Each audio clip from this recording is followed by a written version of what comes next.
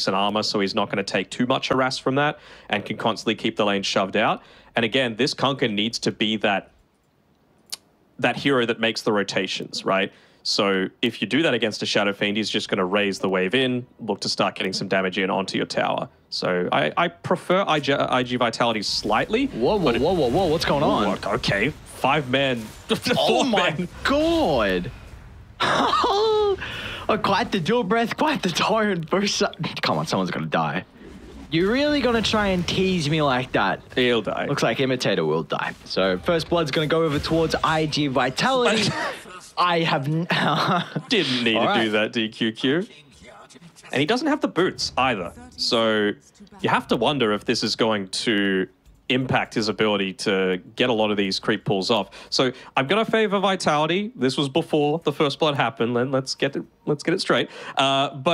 You also need to consider, like, how is that bottom lane going to go? If he's successful in getting a bunch of pulls off, then I'm feeling a lot more confident about that because Beastmaster is going to have a game.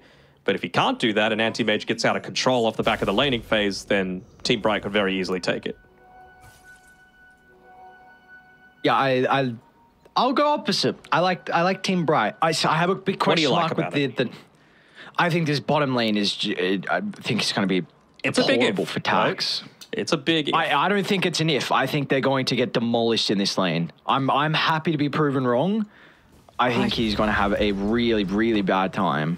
I don't know about DQQ, his purchases here. Like, he's got 3 mangoes, he's got 2 sets of tangos, he's given 2 tangos over to Tax already, he's bought more tangos, he's buying a healing salve. This to me says, I want to contest this lane, and again, you really don't want to contest this lane. And he's gone axes as well on Tax. Can I change my decision?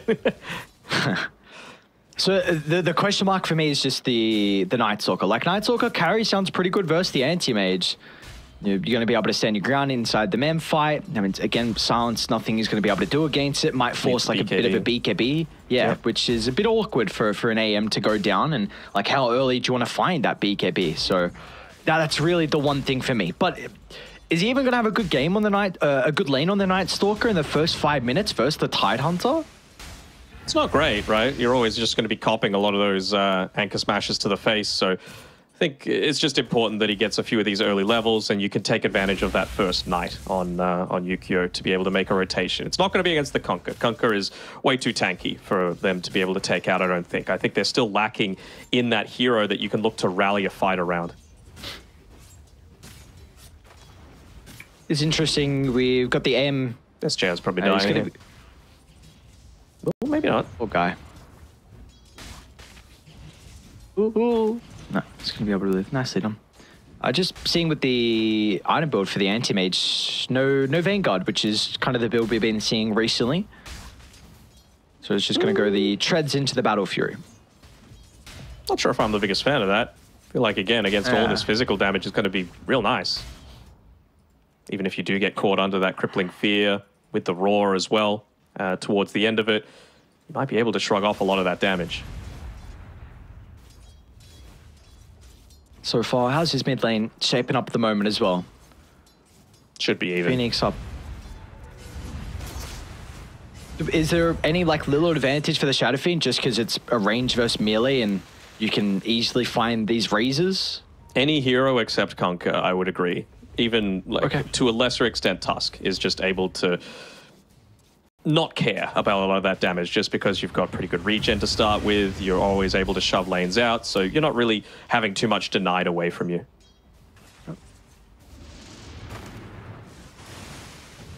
Just be careful though. We've had a few range creeps denied off the back of Tidebringers, so I was kind of expecting him to use the torrent to be able to secure those. Can't fall too far behind with those with your levels. It is very important to just constantly keep the pressure moving back towards the Shadow Fiend. You can see Phoenix actually going towards the dire side of the map, taking away the bounty rune. I'm not sure if I agree with the choice to go into the bottle on the Kunkka. I guess you do need a playmaker to be able to play around with, and he's banking on some power runes to be able to do that, but you're not exactly the biggest mana user in lane. How'd they get that kill, by the way? They got level 3 before Radiant did, and it was just caught out. They're going to finally look to try and get aggressive. Should be able to see them get a kill. DQQ's out of mana, though, so Heart's not going to do a lot of damage, and... Bottom lane shaping up pretty well for iG.Vitality. Got to be very happy with the start they're getting so far. They do not have a great position. Net worth with a creep wave right in his face. Is a big concern. We have not seen them look to get aggressive so far for Team Bright, looking to try and burn that mana. There are some spellcasters so far and going into the axes, so... Tax has been able to get away with buying the Helm of Iron Will at a pretty decent time, so he's going to be just fine to be left alone a little bit here. Just gives it over to DQQ for him to bring out to lane as well. So very nice start. Well, Irving's, we've got a meteor ammo queued up here for the Tidehunter, so... Like it. They're lacking push right now. Can't rely everything on just shoving a lane out. You've got pretty decent ways to be able to deal with that, both from afar as well as just up close and personal. Axes, Fade Bolt, bottom side. Finally, might be looking to make a bit of action happen. At least this time they've got the Ring of Health to enable Heart to feel a little bit more confident in taking a man fight. Really feels like the Rubik's the one that you got to go on, though. With that Helm of Iron Will picked up on Tax, he's just a little bit too tanky for you to get an easy kill onto anymore. They're actually going to TP the Disruptor down bottom. There's that jump onto the Rubik. DQQ is going to be in a lot of trouble. Jakiro is going to be able to mirror the movement. And as a result of this, they're in some trouble now. Heart, Blink's still on cooldown. 1 second. We get it up in a couple of seconds. It's just a little bit too long. Tax gets the kill. And that's with a TP being used as well. Like, I know that Jakiro came down too, but I think you're pretty satisfied with how everything's turning out so far on iG.Vitality. This is not what you drafted the Anti-Mage for. Totoro even going to be able to secure that Arcane Rune. How's top going? Ukio's doing just fine up here as well. Yeah, you're falling a little bit behind the Tidehunter, but not too far. He's still getting all of the experience that he could possibly need. Tidehunter doesn't really have that kill threat for him either.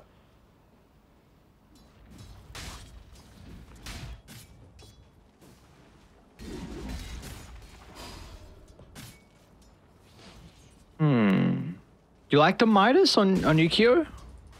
Yeah, I do. I think you got to enable yourself to scale somewhat. I think he's going to be playing perhaps a little bit more of an aggressive game. Like, again, he needs to be the one to kind of roam around and get onto the anti-mage, and Midas kind of makes up for that a little bit. Okay.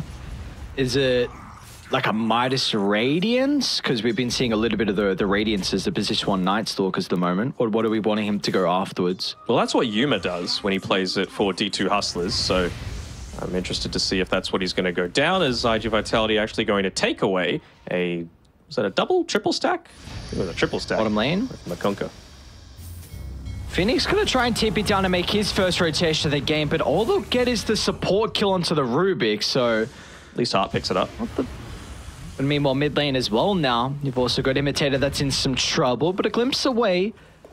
Shadow Fiend won't be able to continue to get the damage in, looking for that last raise, but Imitator's already got plenty of distance to protect himself. As soon as that Conquer shows away from the lane as well, again, it's the standard MO for the Shadow Fiend. Shove the lane in, force someone to come back to this, means that we know that they're not making plays elsewhere. SJ as well, he's going to look to protect the bottom power rune for Totoro to be able to play around with. It's actually top though. Double damage. Was it worth an Imitator? Probably not. I don't know. This injection of gold for the Night Stalkers off to quite the start. Just seems like a little bit hesitant about still going into this Tidehunter lane. So Irving with the Meteor is going to be able to start to get some damage into the tower. They do have to address him a little bit, but how do they do that? Like, there's nothing really to hold them in place. No one's going to want to go a silence. No one really loves going the break before the Shadow Fiend, and even then it's going to be quite some time. So So a lot of this really does feel like, you know, playing on the back of Irving. How many heroes can he force to commit up onto this top side of the map? Phoenix gonna try and get the combo out. It's pretty quick reactions out of Dire's response. The boat's there, but it won't be enough to keep him alive. And now Tide, look at the silence though. He can't spellcast. And now it's at a stage where the Ravage won't be able to provide them a whole lot. Triple duel. They're gonna be lacking the damage still if he uses it afterwards. So Tide's not just dying, a delta though. split. He's not dying, but they're not getting a kill after it. So Conker goes down. He's forced to TP mid, so no one is up top in this vacant lane. And bottom lane as well. How happy you are. Yeah, they might be able to get the kill onto counterspell the raw attacks. All right, and now Yukio, he's got SJ playing behind him. I think he counterspelled the raw. I just saw the last second. Yeah, he did. Wow, beautifully done. Quick fingers. Okay. Any stacks starting to be built up? Yeah, we got SJ looking to make some for iG.Vitality inside of their ancient camp area. So really looking to see a lot more emphasis put onto the mid tower by Bright. You've got Tidehunter who TP'd here to be able to influence that team fight, and he's got the Meteor Hammer. So I really want to see them try and use that around this mid tier 1. They've got the Siege Creep to be able to play around with as well. And if you're able to take away that tier 1 tower, it just becomes that little bit easier for either Conker or Tide to go up into the Ancients area. Tax, though, realizing that, looks to take away at least the hard camp for now, and just go straight back to that bottom lane. He's got a Siege Crypt to play around with as well, plus the Helm Dom. Yep. They got a really nice ward that's going to scout out some rotations. They even see Undyne in the tree line as well. So the Lich trying to get himself set up for a potential turnaround with the Chain Frost, but oh well, nicely done. So very difficult ward to be able to get rid of, so now going to protect the anti-mage who's still playing in his safe lane, and now meanwhile Irving, he's been able to find that first tower of the game as well. So we could see shortly potentially Irving and the anti-mage look to just swap the lanes, get him out of this danger lane, and then the Tide act as maybe a deterrent for this bottom tower with that Ravage as a threat. Yeah, it is being a little bit challenging for them to be able to get any sort of actual map damage done, or like claim any real estate on the map for iG.Vitality. That's the power of this Tidehunter, and to a lesser extent the Conker, right? Like you just shove out the lanes with that maxed out Tidebringer. Of course, Tidehunter just puts himself in front with that maxed out Anchor Smash, and really they can't put anyone into this. They can use the fortification onto this mid tower, realizing how important it is to try and keep it up for as long as possible with how much they rely on the ancient camps to be able to pick up a lot of that more greedy farm. So I wonder if this is going to be the case of like forcing a Tidehunter to go somewhere and then fighting elsewhere as a result of that. But it really feels like the ones on the front foot are going to be Bright. Even just using the Ice Path to stop the Meteor Hammer. Don't hate this from SJ. He's just trying to create time. It's kind of nice that they're just plopping the Jakiro mid in front of this Tide. It's going to be a bit difficult for him to get value out of the Meteor. And meanwhile, we got Yukio just back in the jungle. He's actually decided to avoid the Midas, so casual gloves of haste, and he's going to be starting to work on that Sacred Relic and into the Radiance. Just trying to think how I feel about that. I know the Radiance is important, but you're also really farming so slow during the daytime. Another Ice Path attempt is what we're looking at. Yeah, just a little bit too late this time. But yeah, like you just look at this Night Stalker and what he's able to do during the daytime. It's not much. Like he's got that Hunter of the Night maxed out. So in 2 minutes, he's going to be a very happy camper. But up until then, it really feels like you're playing truly one hero down. Oh, well, we're going to get a smoke. It was underneath the Hawk, though. So Dire do have confirmation where this attempt. Positioning of SJ. He's just predicting that they might be looking to go towards the ancient camp area. Totoro looking to try and help set up for that. They'll be able to get a quick pick off onto the Rubik as well. They're going to try and fight, though, on IG. I don't know if they can. They're all underneath the Observer Ward, so Radiant, a great placement down from Imitator on his way down to bottom. Grants them the vision that helps him look to reset. They saw Yukio TP down as well, so The Night Stalker is stuck in this bottom lane. Let's see if they're going to try and capitalize off this. Well, they saw Totoro The TP glimpse back. Chain Frost and Ravages at the ready. The Chain Frost won't be able to bounce back. Yuko's protecting himself with the silence, but Phoenix is not caught inside the range, so he's going to be able to land the combo. And now they're going to try and look to turn this into some damage onto the tier 1. Well, they do eventually get rid of that Observer Ward, but yeah, you just saw how instantly they made that move. They went for a little bit of a back. It forced Totoro to leave because top tower was being pushed in by the Kunkka, and then they're like, all right, no contest. The only hero that we're worried about at this stage is that Shadow Fiend with the Requiem. So once he's not a factor, let's look to take this one away. They might not have been able to take the tier 1 mid, but they'll be taking tier 1 bottom and using that to potentially progress to mid next. And what a battlefield timing as well for Heart, considering like it was still a pretty difficult lane. You got it about 13:30 in, so... With the treads as well. Yeah.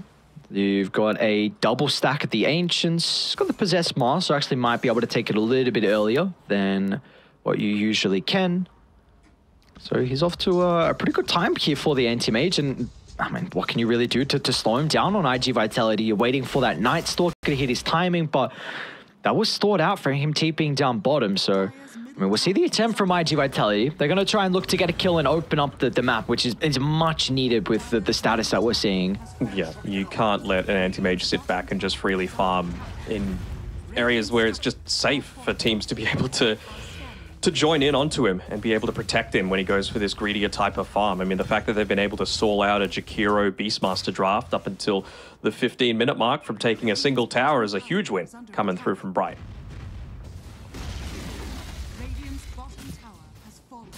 I have to give that one over to Tax, who he does have the Helm of the Overlord picked up for himself, so that's going to feel nice. But again, this is a Night Stalker that just has not picked up an item for the past 10 minutes of this game, it feels like. He has not progressed his net worth at all. Understandable, of course, if you're going for this Radiance Rush, but really feel like with how active he's tried to be around the map, that Midas would have been a better option.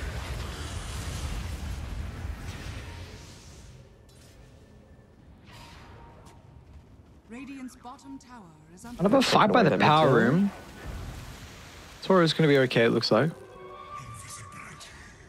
Well, they don't have bot or mid tier 1, so this Ancients area isn't really protected anymore. The thing they're really waiting for on IG is just Totoro having that BKB for himself. I think then they feel a little bit more confident in being able to take a fight. Bukio, not good. They got the ward, so they know exactly where the Night Stalker's farming. Glimpse back, and this time they're going to get more value out of the Chain Frost, being able to bounce back onto some of the creeps. Very nicely done and set up thanks to the ward plays from Imitator prior.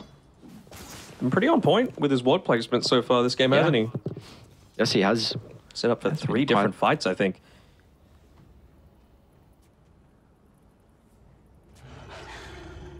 At least with the Night Stalker, he was able to pick up that Sacred Relic before he dies, so not losing any gold as a result of the death, just more time where you're not active around the map.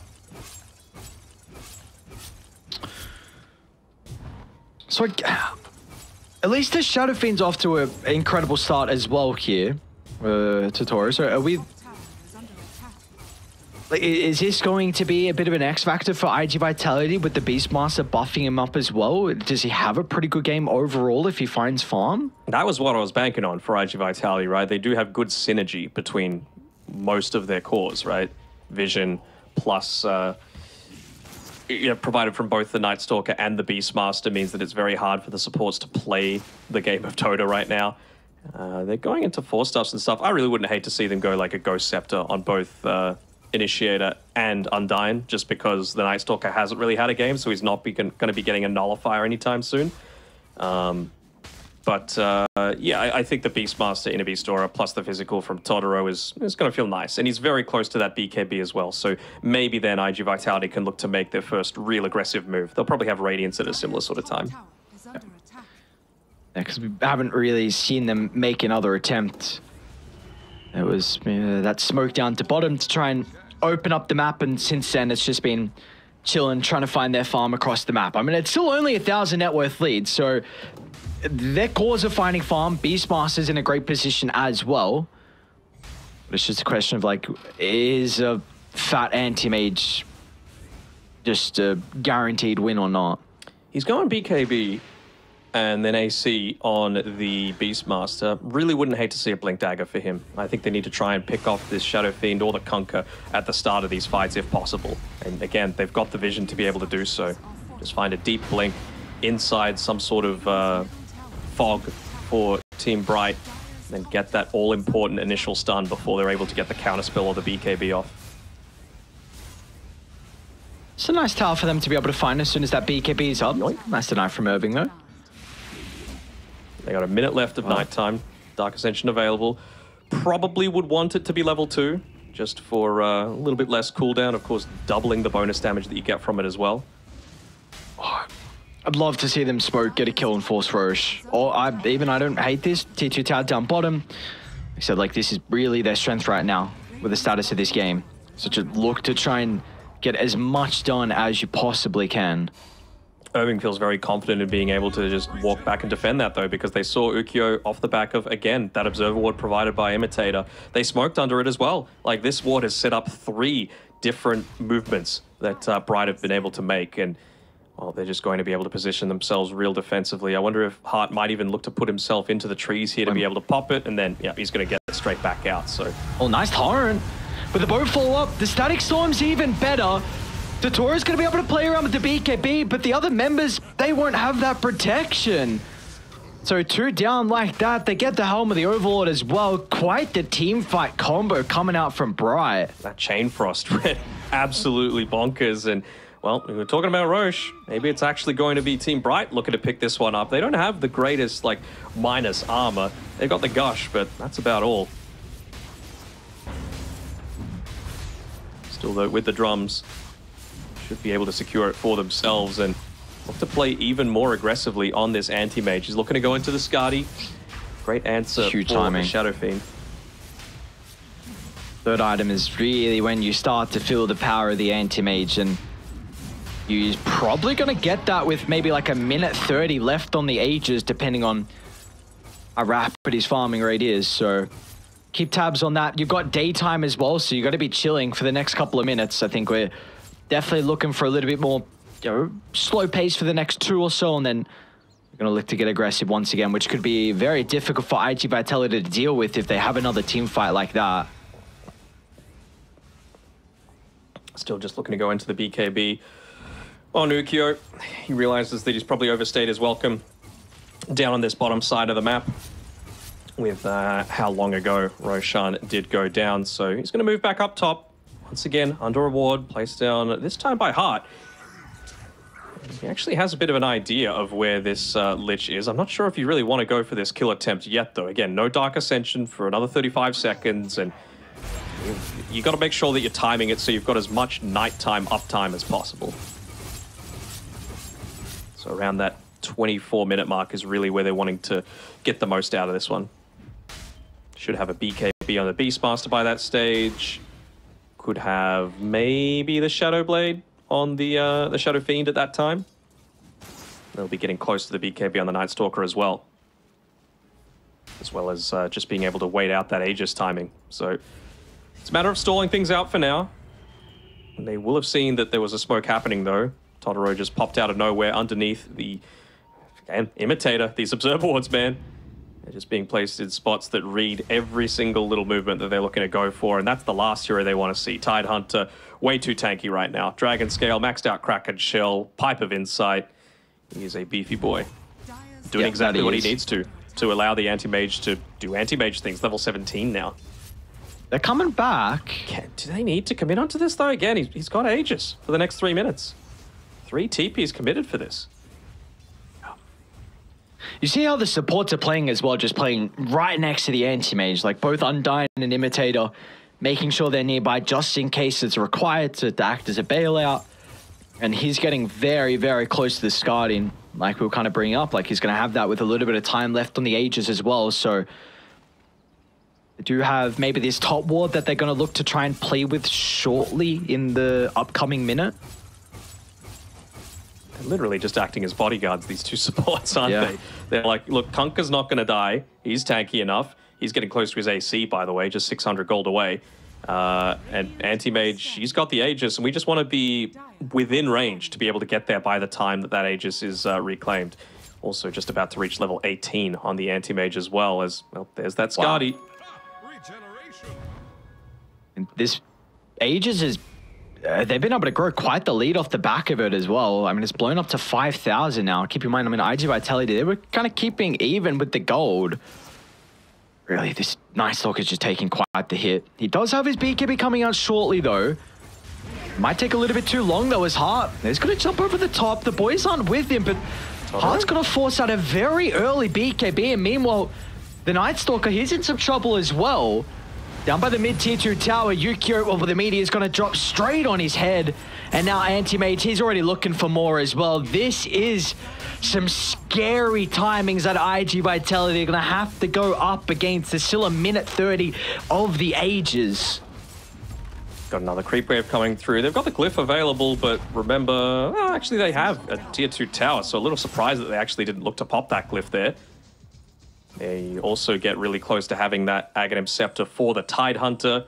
Hasn't gone the Gush Slow Talent at level 10, but I'm sure he's going to go the Gush Damage at level 15. He's tanky enough. He doesn't need the additional Anchor Smash damage reduction, I feel. Oh, DQQ. He's stolen Blink. Dire's top tower is under attack. Now they got the AC to play around with as well. So can't really afford to pop the glyph now. It's not going to do anything. Won't stall out any sort of push. Anti-Mage still 30 seconds left on the Aegis, so they weren't going to contest that at all. And feels like, once again, the team is hemmed up inside of their own base. I don't know if that ward caught a glimpse of the smoke. IG are starting to group up. Might catch them off guard though, Irving. Still, they got the ultimate to the Revy. They've got to be cautious if they all group up. The Tora's going to be okay with the BKB at the moment. Be able to secure the kill onto the Disruptor, but what can he get afterwards? A Requiem to help them reposition, but now with the ultimate's coming out, Tora's in some trouble. And now with the Night Stalker, he's going to be chased down as well.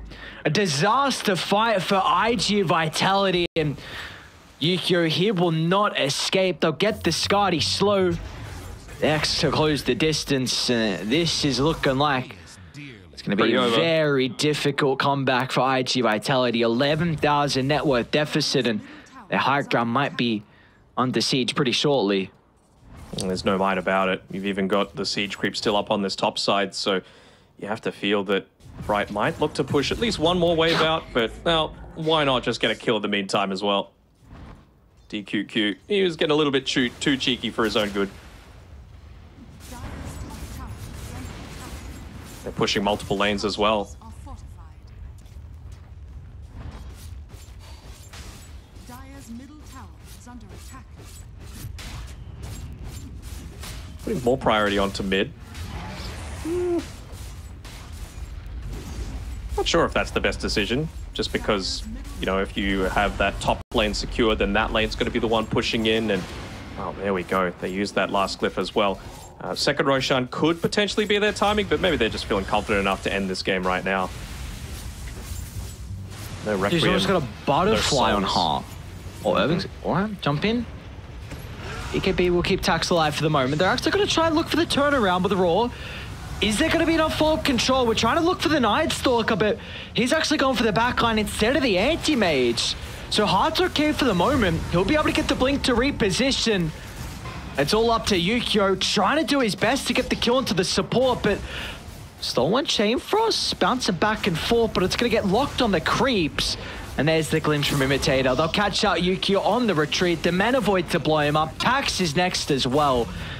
And that might be the finishing blow there as the G's are dropped. Team Bright, what a game 3 from them. It was well performed by them. I really thought the Tide Hunter pick did a lot for their chances, as Irving doesn't even get to pump the Rapid.